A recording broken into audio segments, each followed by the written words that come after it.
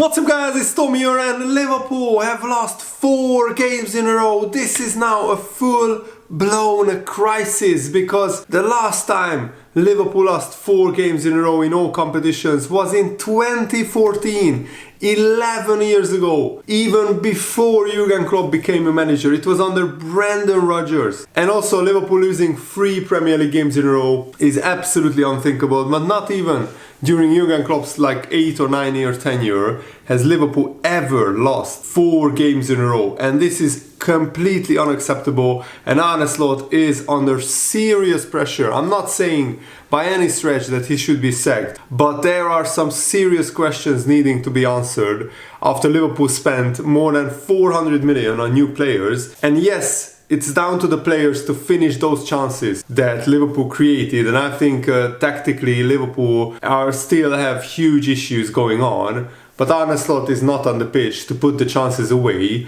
to score, but also it's Arne job to integrate all the new signings into the team. And so far, I don't think it's too outrageous to say that the new signings haven't been integrated by Arne into the new team. Florian Wirtz was dropped today and Ekitike wasn't playing, and I could understand in theory both, but Liverpool looked miles the better team after Florian Wirtz and Ekitike came on. The bottom line is, Salah has been a shadow of his former self, and even though Salah is Liverpool's best player on paper, he's our talisman, I think he deserves to be dropped for a couple of games. And maybe start Chiesa on the right wing, because Chiesa at the moment is the player that every single game that he plays, he either scores or gets an assist, even as a substitute. He has been, Liverpool's best attacking player this season, bar Ekitike. And also Cody Gakpo.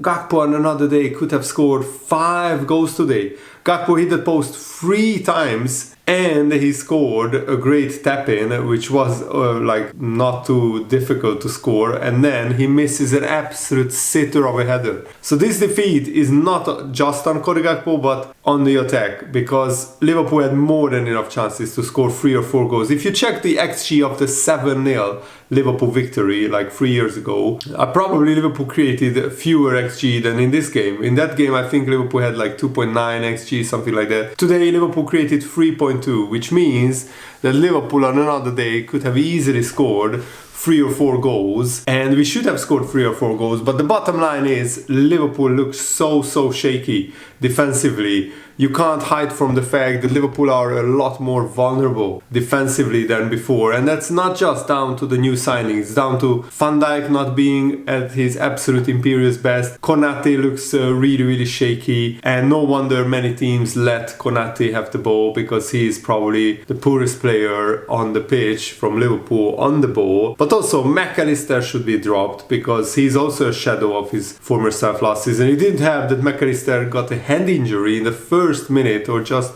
after 1 minute when McAllister barges into him. It's an accidental collision, but Michael Oliver should have stopped the game, because when there is a head injury, the rule says the referee should stop the game so the head injury can be treated. Michael Oliver runs past McAllister, doesn't stop the game, and Man United score when Van Dijk and Konate were just too slow to react as well, and Gakpo didn't track his runner as well. Defensively, Liverpool just looked too slow, too lethargic. We are not pressing intensively enough. The midfield is also very unbalanced at the moment, because both Szoboszlai, Gravenberch and McAllister, they all want to attack, and McAllister used to be the player who sits back, and Gravenberch sometimes as well, who shielded the back four. But Liverpool don't have an out-and-out defensive midfielder like Fabinho in his prime, and I think we need to address that sooner or later. The bottom line is Liverpool on average concede 0.4 more open play expected goals against Liverpool per game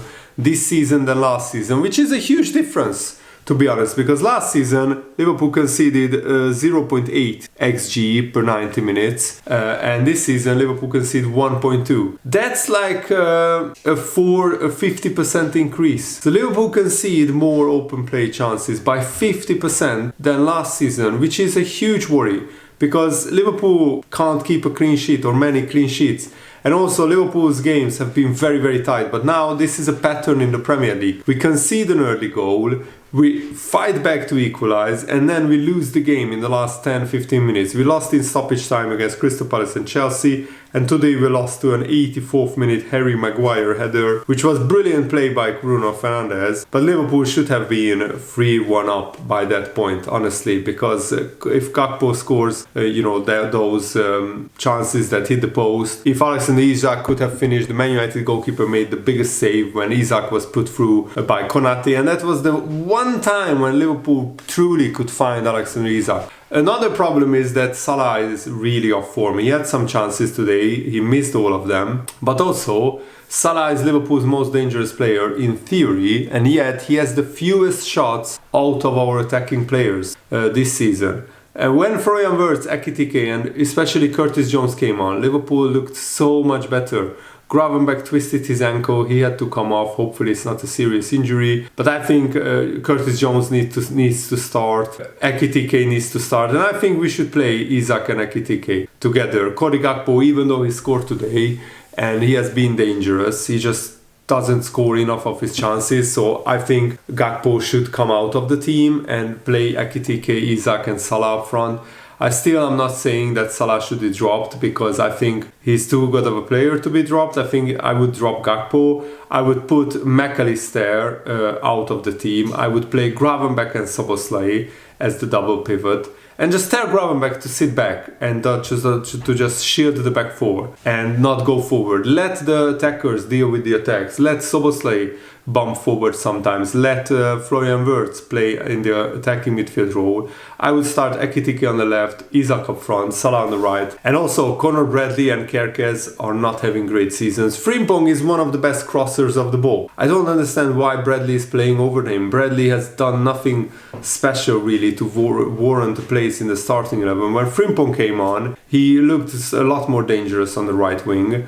And also, he whipped in a brilliant cross that 9 times out of 10 Gakpo should have scored that. Probably 10 times out of 10 because 4 yards out with the goalkeeper on the other side of the goal. If Gakpo hits the target, it's a goal. How on earth did Liverpool lose to this absolutely dog-awful Man United side? This is the worst Man United team of the past 15-20 years. And yet Liverpool let them win at Anfield. They haven't won at Anfield for 9 years. The last time they won in 2016, Wayne Rooney was playing up front for Man United. That shows how long ago it was. And Liverpool let Man United win at Anfield is unforgivable. This result hurts a lot more than losing to Crystal Palace, than losing to Chelsea. Because losing to our bitter rivals Man United at home at Anfield, that is unthinkable. I mean, 2016 was the last time Man United won at Anfield. I mean, tell me where you were until 2016, and it shows how long ago that was. 9 years ago, absolutely crazy.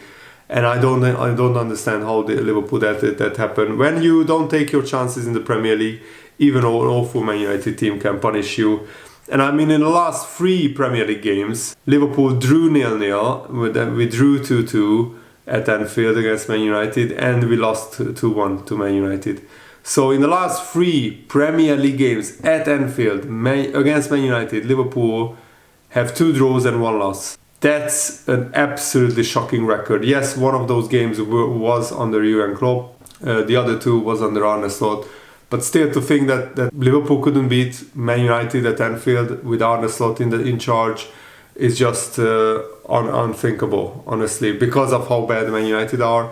And Liverpool, after spending this amount of money, we should have been more than good enough to win. And then we were more than good enough to win this game. We just didn't take our chances. The second half looked better, even though Arne Slot really threw everything at Man United. We were playing with 4 attackers. We had Chiesa, Ekitike, Isak up front at one point, Salah as well, and Florian Wirtz as well. So Liverpool threw everything at Man United, and we looked in patches really good, but also in other times we look really disjointed, disorganized. And Liverpool, after suffering 3 Premier League defeats in a row, not only did Arsenal also win all of their games. Now the Arsenal are 4 points ahead of Liverpool, and now Liverpool slipped down to 4th place. Now this is very, very worrying, because you can't win the title in October, but you can certainly lose it. And Liverpool haven't lost the title yet, but if Liverpool don't win the title at the end of the season, this period will be the period where Liverpool fans will look back on and say we dropped too many points in these games. Because against Chelsea you can lose away from home, but against Crystal Palace Liverpool should have won, even though we didn't deserve to win on the performance. And today we should have won as well, based on the chances that Liverpool created. Yes, Man United also created some chances, and Mamardashvili looked a little bit shaky in the first half.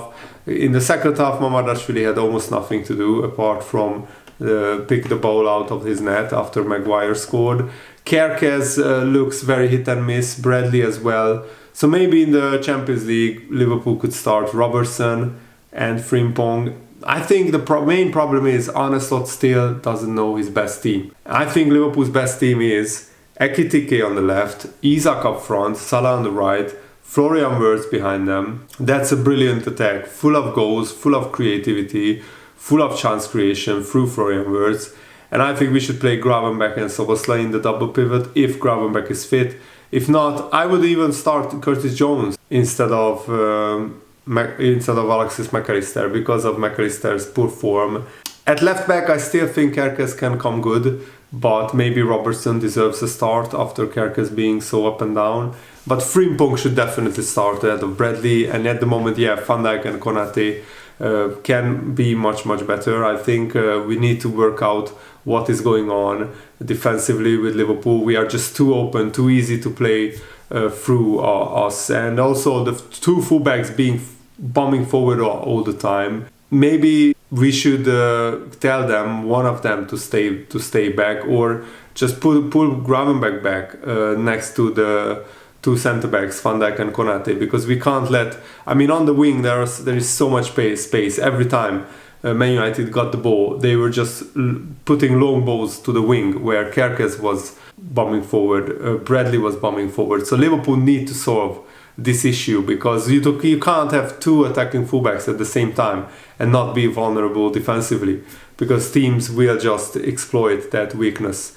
And Liverpool have a lot of issues right now, and Arne Slot really needs to sort this out. He needs to figure out, because some Liverpool fans are already calling for Arne Slot's head. The problem is not just Liverpool are conceding more chances, Liverpool are creating less. This season, Liverpool created 1.5 expected goals from open play. Last season we created 1.8. So in almost every metric, Liverpool are worse than last season. So we really need to get going, and Arne Slot needs to figure out what the best team is. Also, the players need to score their chances. Isak could have scored, Ekitike could have scored, Salah could have scored, Gakpo should have scored a hat-trick. We had so many chances to score from, and yet it was Chiesa who basically created an unmissable chance for Cody Gakpo. And there is an argument to be made that Chiesa should start ahead of Gakpo or Salah. Take your pick. Neither of them have really pulled up any trees for Liverpool. I think still Isak will come good. We just need to supply more balls to Alexander Isak, and that's where I think Florian Wirtz could really help Isak. I think they should play together against Frankfurt and let Wirtz unlock Isak, because he can put those through balls that Konate did a through ball to Isak and he was clean through. He has the pace and he loves to play on the shoulder of the last defender. And if Florian Wirtz can pick those through balls to Isak, I think that could be a great weapon for Liverpool. And also, Kerkez is one of the best attacking fullbacks in the league, in the world, in fact. Why are we inverting him? Why isn't Kerkez hugging the touchline? And it should be Conor Bradley or Frimpong who is inverted, not the other way around. So let me know what do you think about everything that I talked about in this video. Thanks for watching. Have a nice day. See you later, guys. Goodbye.